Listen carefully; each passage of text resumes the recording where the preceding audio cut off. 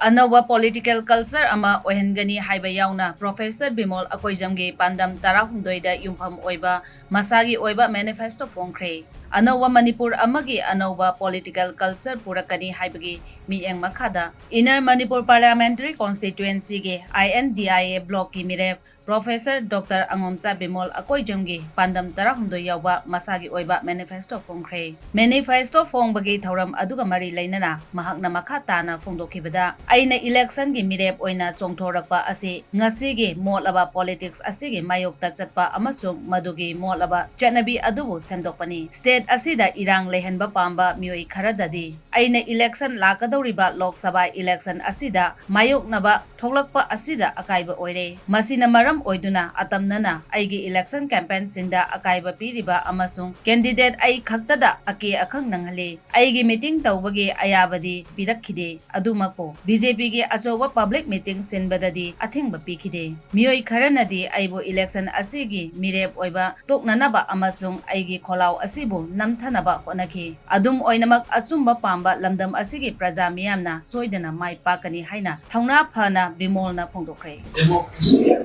mission legacy.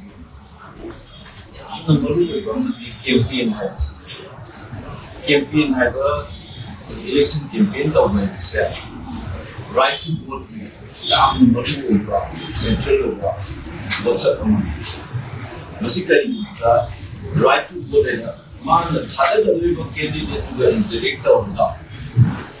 One bomb, man, Nagota, vote in the